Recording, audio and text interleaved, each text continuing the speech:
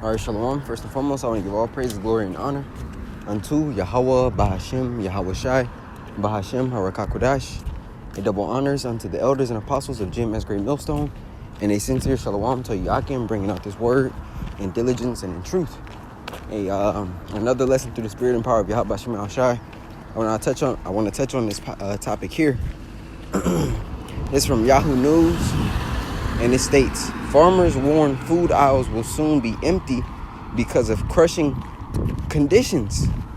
We are not in a good position. And what does that mean? Ultimately, the scriptures speak about famine. As a matter of fact, I want to touch on that.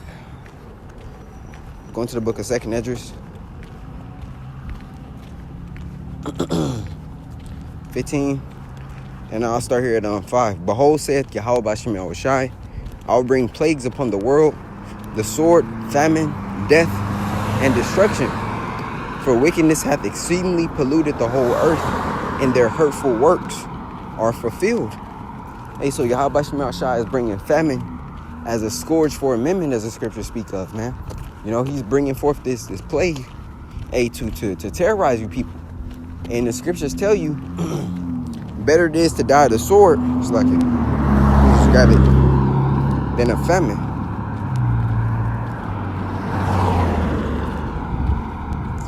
This Lamentation 4:9 says, they that be slain with the sword are better than they that be slain with hunger, for these pine away, stricken through the want of the fruits of the field. Hey, because when you're hungry and when you're starving and your body begins to eat itself, man, you know, of course, the first thing it does is, you know, to eat off the fat reserves, much like a bear in hibernation.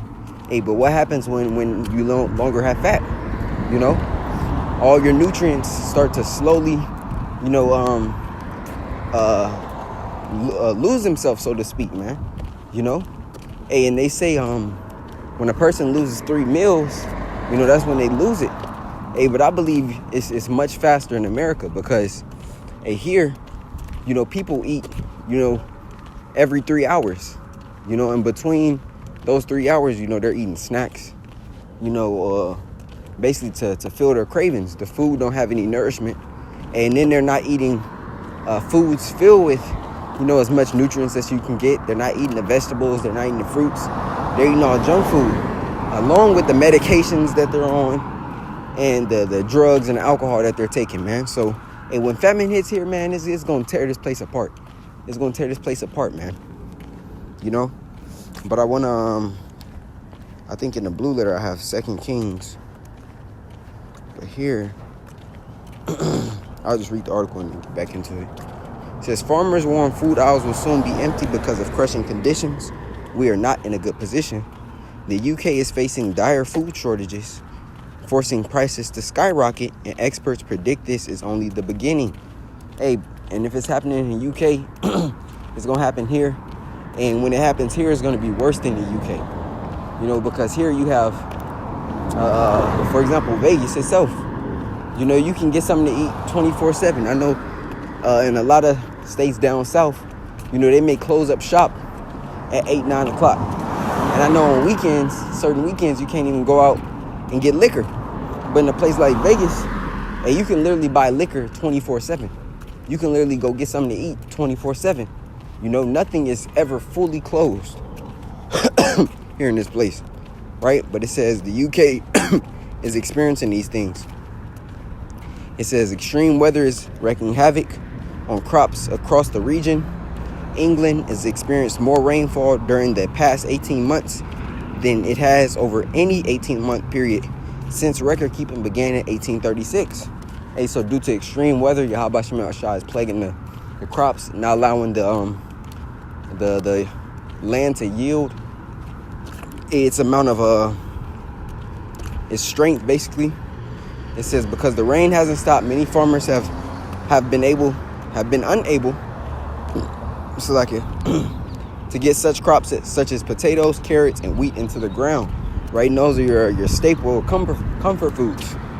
It says usually you get rain, but there will be pockets of dry weather for 2 or 3 weeks at a time to do the planting.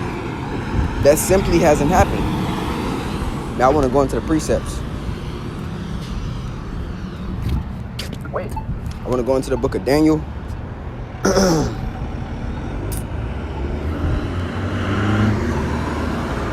like Ezekiel. This is Ezekiel 4. And I'm going to start here at 7. It says, Therefore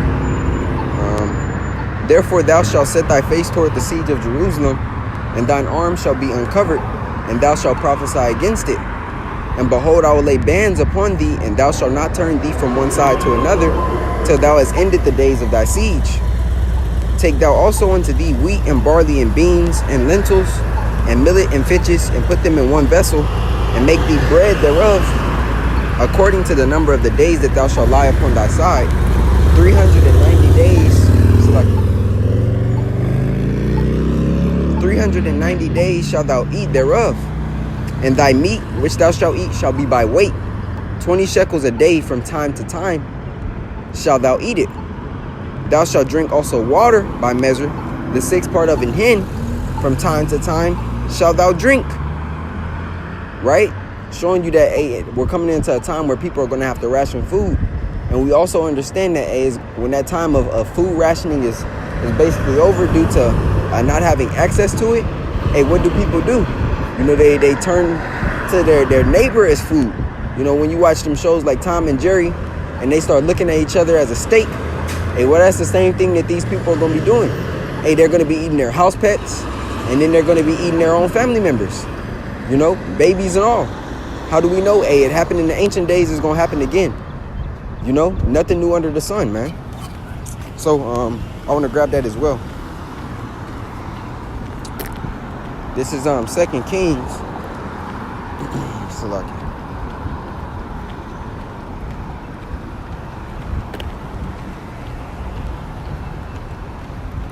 This 2 Kings 6 and 25.